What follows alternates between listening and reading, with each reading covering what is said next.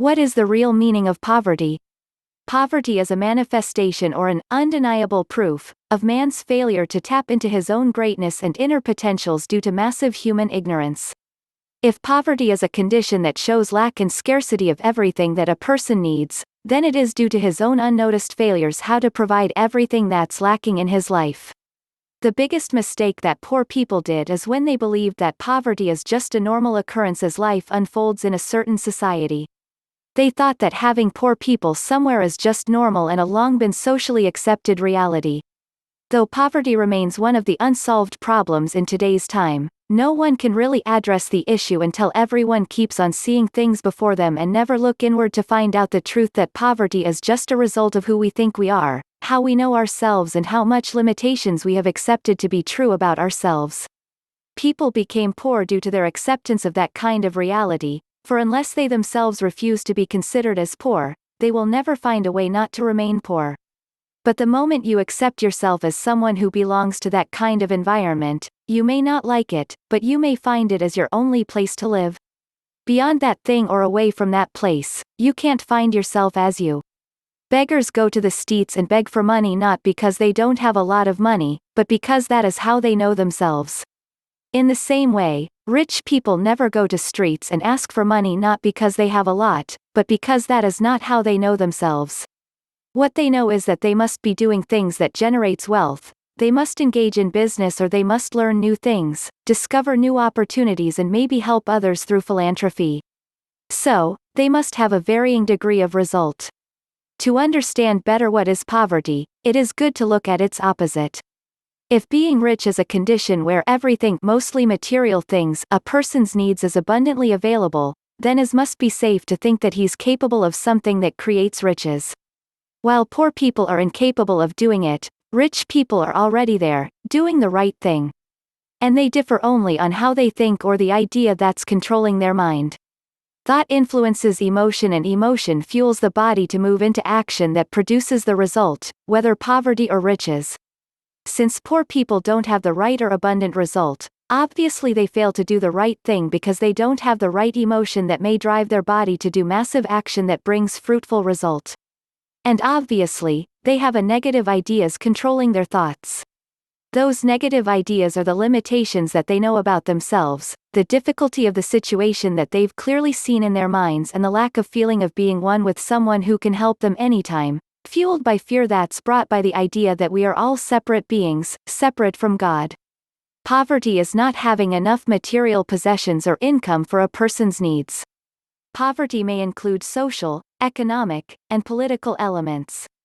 Absolute poverty is the complete lack of the means necessary to meet basic personal needs, such as food, clothing, and shelter. The threshold at which absolute poverty is defined is always about the same, independent of the person's permanent location or era. On the other hand, relative poverty occurs when a person cannot meet a minimum level of living standards, compared to others in the same time and place. Therefore, the threshold at which relative poverty is defined varies from one country to another, or from one society to another. For example, a person who cannot afford housing better than a small tent in an open field would be said to live in relative poverty if almost everyone else in that area lives in modern brick homes, but not if everyone else also lives in small tents in open fields, for example, in a nomadic tribe. Governments and non-governmental organizations try to reduce poverty by providing basic needs to people who are unable to earn a sufficient income can be hampered by constraints on government's ability to deliver services, such as corruption, tax avoidance, debt and loan conditionalities and by the brain drain of health care and educational professionals. Strategies of increasing income to make basic needs more affordable typically include welfare, economic freedoms and providing financial services.